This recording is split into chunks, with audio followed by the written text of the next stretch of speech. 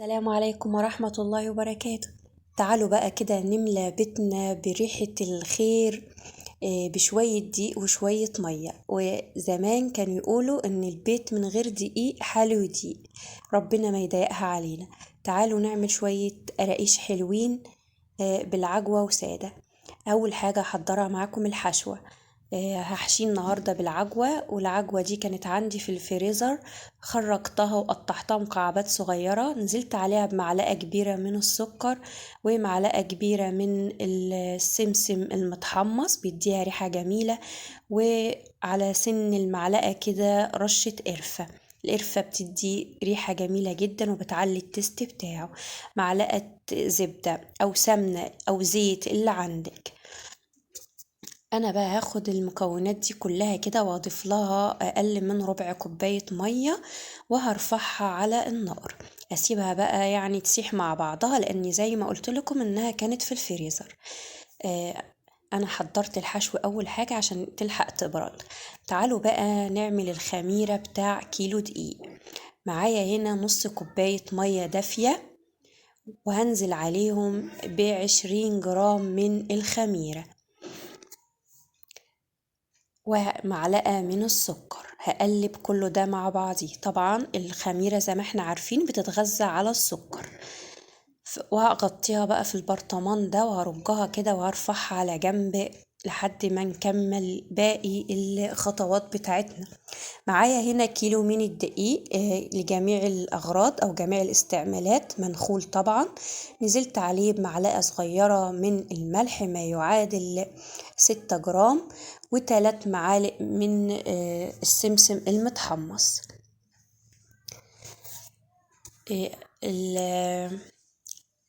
وهنزل عليهم ب3 معالق من اللبن البودر. اللبن البودر ده يعني ما يعادل كيس يا جماعة، عايزة تستغني عنه براحتك. وهنزل عليهم بمعلقة صغيرة من البيكنج باودر، يعني ما يعادل 10 جرام من البيكنج باودر. أنا بقول كل حاجة بالمقادير وبالمعالق وبالكوبايات. الكيلو الدقيق ما يعادل 8 كوبايات من المج اللي موجود في كل بيت. هنزل عليهم بقى بمعلقتين كبار من السكر. معايا أنا بقى هنا عشان خاطر دي كوباية سمن، يعني كيلو الدقيق بياخد نص كيلو سمن او نص لتر زيت، تمام كده. بالمج المعياري هيكونوا لو 8 كوبايات هيبقوا 4 كوبايات سمن، او كوبايتين لو المج اللي هو 250 ملي. في حاجة انا دوبتها قدامكم في السمن، وهي معلقة سكر. معلقة السكر لما تدوبيها في السمن يا جماعة، السمن ده سخن مش بارد ولا دافي، لا ده سخن بس مش مقدوح. دوبت فيه معلقة السكر علشان خاطر هي دي اللي بتدي لون ذهبي. امسكيه بقى وبين كفة ايدك امسكي العجين وبسيه بين كفة ايدك كده، وحاولي تبسيه كله لحد ما يتغلف بالمادة الدهنية. عايزة تستخدمي ربع زيت وربع سمن براحتك، عايزة تستخدمي زبدة بس سخنيها برضو براحتك.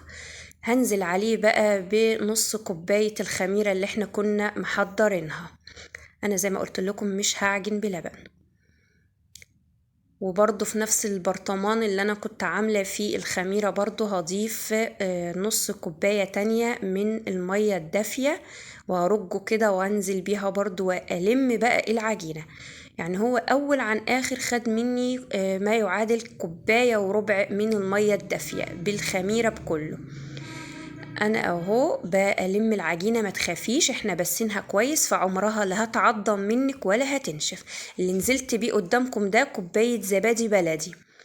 الزبادي البلدي بتدي فيه طعم جميل وطراوه، وبتعوضني عن ان انا ما استخدمتش لبن، وبتعوضني لو انتي مش مستخدمه سمنه بلدي مثلا او زبده بلدي. اعجني بقى لمي، يعني حاولي تخلي الزبادي تختفي منك. مقاديرنا مظبوطة فما تخافيش من اي حاجة خالص. انا عامة يعني بسيب المقادير بتاعت اي فيديو في صندوق الوصف اللي هو يا جماعة تحت العنوان على طول، هتلاقوني كاتبالكم بالجرامات وبالكوب. اديني اهو بلمه، شايفين ما شاء الله العجينة بقت زي الملبن بالظبط، هي والملبن واحد. خلاص انا خدمتها، هركنها على جنب 5 دقايق بس، يعني انا مش بخمرها، ما بيختمرش، انما انا قصدي ان احنا بس نريحها بس كده لحد ما ايه يعني تاخد كده من ريحة السمسم واللبن البودرة والسمنة وكل حاجة. شايفين ما شاء الله مخدومة وناعمة وزي الفل. تعالي بقى علشان خاطر نبتدي التشكيل.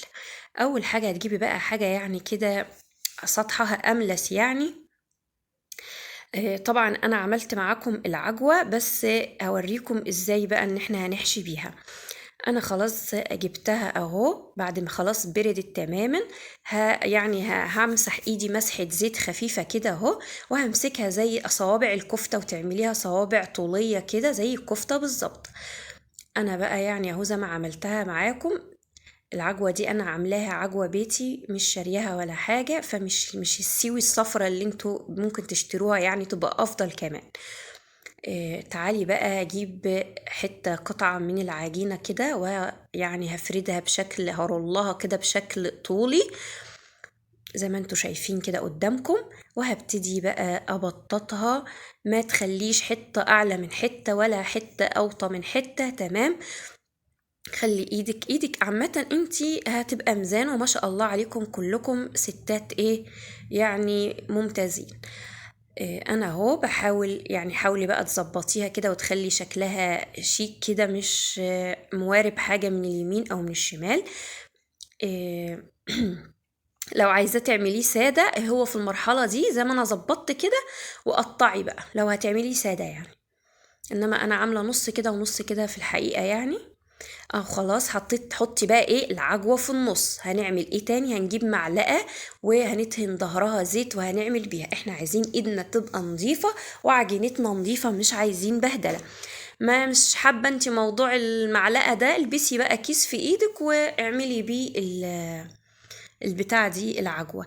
انا حطيت العجوة في النص، مش على الحرف زي ما ناس بتعمل، لا، انا حطيتها في النص لان انا بحب المنيناية كلها تبقى فيها عجوة، لان انا عندي ولادي لو لقوا حتة فاضية من هنا وحتة فاضية من هنا بياكلوا في النص ويسيبوا لي الاطراف. طب وليه؟ خسارة، حرام، حاجة متكلفة. زي ما قلت لك دي افضل طريقة لحط يعني وضع العجوة. بطتي بسيط بسيط قوي يعني. خلي بقى نقلب بقى الناحية التانية على اللحام يا جماعة، نحاول نخلي اللحام الناحية التانية. انا برضو بظبط معاكم اهو. خلاص كده بقى هتجيبي بقى اللي هي بتاع المشرشرة دي بصراحة بتاعت مخلل، بس لو انت عندك قطاعة بتاع بيتزا او منين براحتك. حاولي بقى تاخديها بزاوية كده، اللي هو احنا بنسميها بالبلدي سمبوكسات. انا بحب السمبوكسات ده قوي. انزلي مرة واحدة، الشكل المشرشر ده بيبقى جميل جدا. وهترصي بقى في الصواني صينية مش مدهونة بأي مادة دهنية. شايفة بقى العجوة ما شاء الله جميلة. وهعمل معاكم واحدة تانية عشان أثبت الفكرة. اهو بجيب الرول وافرديه زي ما قلتلك، لو عايزة تعمليه سادة قطعيه في المرحلة دي بقى خلاص يعني. انا هنا بقى هجيب العجوة برضو وهحطها بالمعلقة زي ما عملت بالظبط المرة اللي فاتت. وهجيب بس بقى المرة دي هجيب سكينة واقطع بيها، عشان خاطر اللي ما عندوش القطاعة المشرشرة دي بتاع المخلل دي او البطاطس، علشان خاطر ايه يبقى انا رضيت جميع الاذواق اللي بتشوفني يعني. ومن النص كده من الاول كده ونمشي زي السوستة كأننا بنقفل سوستة. وما شاء الله اللهم بارك العجينة مساعداني جدا اهي. شايفين قفلتها من الاول للاخر. بططيها بقى كده، اقفلي اللحام، اقلبي الناحية التانية عشان ناخد وش ناعم ما بقاش مخرم ولا مخرز. تمام كده قلبته خلاص اهو ظبطته. سكينة بقى وزي ما قلتلك برضو سامبوكسات، عايزة تقطعيها بقى الصوابع طولية عادي براحتك، تعرضي ترفعي ده بتاعك انتي. انا يعني كل واحد واللي بيحبه كل واحد وذوقه. المهم الطعم يا جماعة، زي ما قلت لكم بقى احط في الصواني.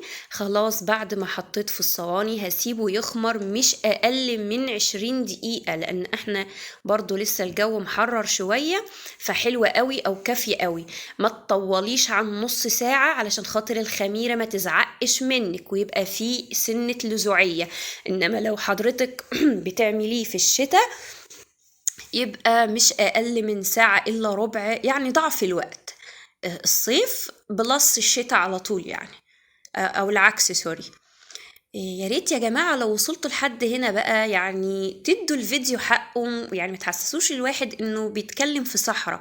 ليه ما تضغطوش لايك؟ ليه ما فيش اشتراك ما دام الحاجة بفضل الله طالعة كويسة؟ يدخل على فرن متسخن قبليها ب10 دقايق او ربع ساعة على الرف الاوسط في درجة حرارة متوسطة. شايفين بعد ما خرج ما شاء الله جميع. اول ما يخرج يا جماعة تغطيه باي فوطة باي حاجة، علشان خاطر لو انت عايزاه طري، يعني عايزاه بقى في ناشف وينشف منك ويبقى مقرمش، يبقى خلاص ما تغطيهوش. بس انا بحبه في سن الطراوة كده. شايفين ما شاء الله؟ حطيه بقى في حاجة يعني محكمة الغلق كده او اي علبة نظيفة. بألف هنا وشفا على قلوبكم، والسلام عليكم ورحمة الله وبركاته.